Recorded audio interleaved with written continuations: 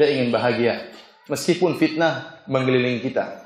Ya. Kita ingin bahagia meskipun di hadapan kita fitnah, di belakang kita fitnah, kanan kiri fitnah, kiri kita fitnah. Kita ingin bahagia meskipun dalam rumah kita mungkin ada fitnah. Kita ingin bahagia meskipun di tengah-tengah pengajian juga ada fitnah. Ya. Kita ingin bahagia dalam kondisi apapun. Tentunya, ya, apa yang akan saya sampaikan ini adalah kiat-kiat sederhana. Saya tidak berbicara yang muluk-muluk, tapi saya berbicara yang sederhana, yang mudah-mudahan kita bersama bisa saling mengingatkan untuk mengamalkannya, untuk meraih secercah kebahagiaan yang Allah janjikan bagi kita. Baik para hadirin Allah Subhanahu wa taala. Perkara yang pertama kalau kita ingin bahagia. Yang pertama, kita meminta kebahagiaan tersebut kepada Allah Subhanahu wa taala. Karena tempat kebahagiaan adalah di hati, dan yang bolak-balikan hati manusia adalah Allah Subhanahu wa taala. Ya. Inna qulubul ibad baina asabi'ir rahman yuqallibuha kaifa yasha. Sungguhnya hati-hati manusia berada di jari jemari Allah, dan Allah bolak-balikkan ya hati tersebut terserah kehendak Allah Subhanahu wa taala.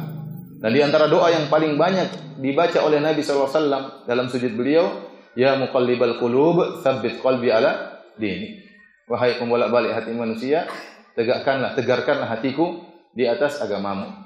Ya, dan intinya sebenarnya kebahagiaan itu adalah berbanding lurus dengan keimanan. Semakin seorang beriman, semakin seorang bertakwa, maka tingkat kebahagiaannya semakin tinggi. Kalau ada seorang semakin beriman, semakin bertakwa, kemudian dia tidak bahagia, berarti keimanannya enggak beres. Ketakwaannya mungkin salah. Dia menyangka itu ketakwaan, ternyata bukan. Dia menyangka itu keimanan, ternyata bukan. Karena Allah berjanji bahwasanya keimanan berbanding lurus dengan kebahagiaan.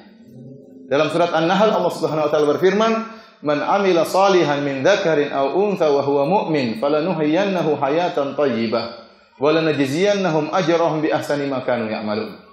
Barang siapa yang beramal saleh, baik seorang mukmin maupun mukminah, baik seorang laki maupun wanita, dan dia dalam kondisi beriman, maka kami akan berikan dia kehidupan bahagia di dunia. Dan kami akan membalas dengan ganjaran yang lebih dari apa yang mereka lakukan di akhirat. Kalau Allah menjanjikan kebahagiaan di dunia dan kebahagiaan di akhirat. Orang beriman pasti bahagia. Pasti bahagia. Ya. Sebagaimana orang-orang yang kafir, mereka pasti sengsara meskipun kelihatannya mereka bahagia, namun kebahagiaan tersebut hanya sementara. Hati mereka sengsara. Allah berfirman, "Man a'rada an dzikri fa inna lahu ma'isyatan dhanka." Barang siapa berpaling dari peringatanku, maka baginya adalah kehidupan yang sesak, ya, kehidupan yang menyesakkan, ada penderitaan, ya. Sebagai contoh, antum lihat orang-orang kafir, mereka ya ingin mencari kelezatan yang selezat-lezatnya, ya. Dalam kita dapati sehingga terjadi penyimpangan-penyimpangan pada diri mereka, banyak penyimpangan-penyimpangan karena mereka ingin berfantasi dalam kebahagiaan dan mereka tidak meraihnya. Dalam dunia, dunia seks saja lihat mereka bermacam-macam bikin fantasi. Mau seks model gini, mau dengan ini, dengan lain jenis, dengan lawan jenis, dengan hewan, dengan macam. Tidak bahagia. Ada orang kampung tinggal di Gunung Sunda bahagia, enggak tahu apa-apa. Menikah biasa-biasa bahagia. Kenapa? Ada keimanan. Mereka menderita, padahal mereka berfantasi untuk meraih kenikmatan, mereka tidak dapat kebahagiaan. Yang mereka rasakan apa? Penderitaan. Oleh karena perhatian Allah Subhanahu wa taala, maksud saya, kalau Anda ingin mencari kebahagiaan, mintalah kepada Allah Subhanahu wa taala. Kalau Anda berusaha mendekatkan diri Anda kepada Allah Subhanahu wa taala dengan beriman kepada Allah, pasti beri kebahagiaan. Karenanya, hal yang sangat membuat kita bahagia kalau kita dekat dengan Allah Subhanahu wa taala. Kalau kita dekat dengan Allah Subhanahu wa taala. Rasulullah sallallahu alaihi wasallam bersabda, ya, tentang beribadah terutama di zaman fitnah. Kata Rasulullah sallallahu alaihi wasallam, "Al-ibadatu fil harji kal hijrati ilayya."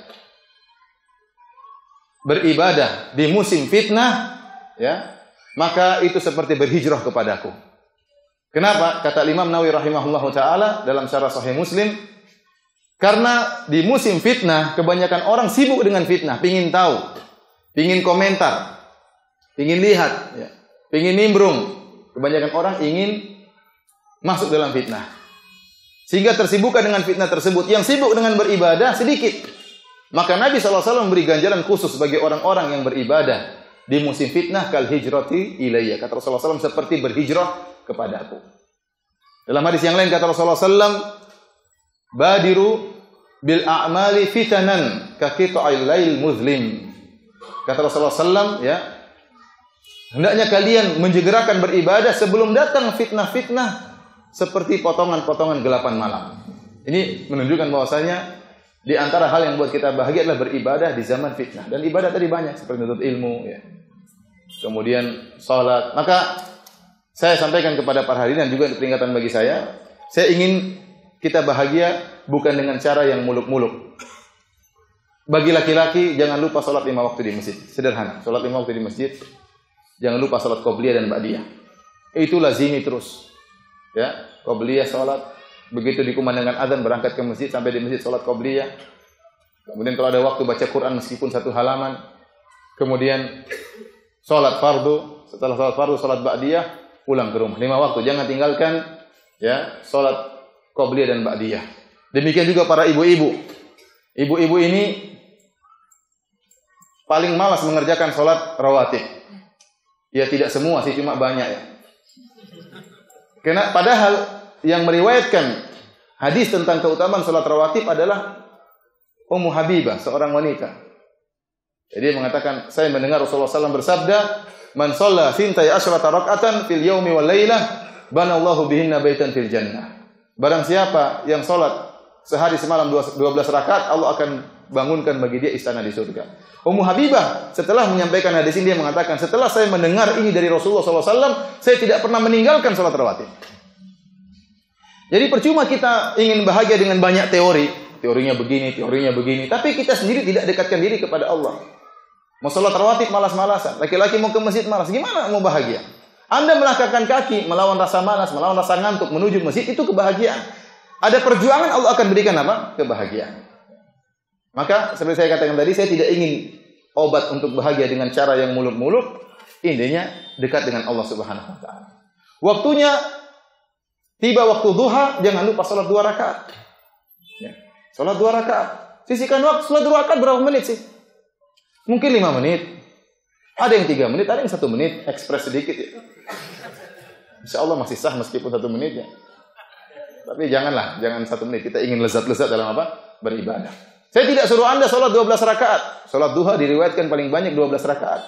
Boleh 2 rakaat. Boleh 4 rakaat, boleh 6 rakaat, boleh 8 rakaat, boleh 10 rakaat, boleh 12 rakaat. Anda salat 2 rakaat di tengah orang sibuk-sibuk, sisihkan waktu berwudu kemudian salat, itu kebahagiaan.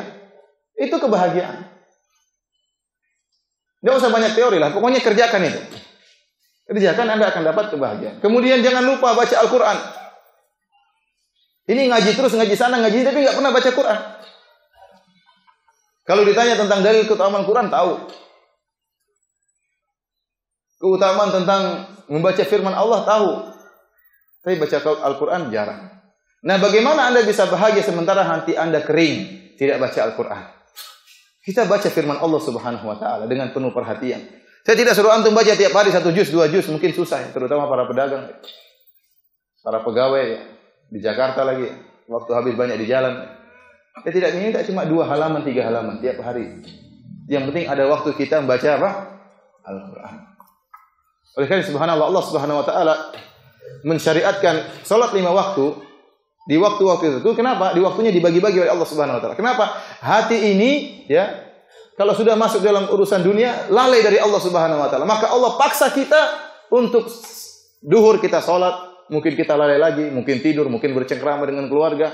Asar suruh salat lagi supaya apa? Kita connect lagi dengan Allah Subhanahu wa taala. Nanti tiba waktu maghrib demikian, isya pun demikian. Jadi waktunya memang dibagi-bagi agar kita senantiasa bisa berhubungan dengan Allah Subhanahu wa taala, dan itulah kebahagiaan. Sampai nanti kita pada satu derajat, kalau kita terus melazimkan diri kita berharap kita bisa sampai pada derajat sebagaimana perkataan Nabi sallallahu alaihi wasallam, "Arihna bis salat ya Bilal." Wahai Bilal, istirahatkanlah kami dengan salat. Aku mendengarkan azan. Sampai kita merasa bahagia kalau salat. Sampai kita merasa kalau enggak salat enggak enak rasanya. Latih diri Anda untuk salat malam. Sampai Anda pada derajat kalau Anda enggak salat malam rasanya enggak enak, di pagi hari rasanya enggak enak. Seakan-akan ada suatu energi yang hilang. Dan ingat, di siang hari banyak fitnah yang ada di hadapan kita. Oleh karenanya Allah turunkan surat Al-Muzammil disebut oleh sebagian ulama dengan zadud da'iyah. Surat Al-Muzammil, ya ayyuhal muzammil qumil laila. Wahai orang yang berselimut, bangunlah untuk salat malam. Surat ini dinamakan oleh sebagian ulama dengan zadud da'iyah, bekal seorang dai.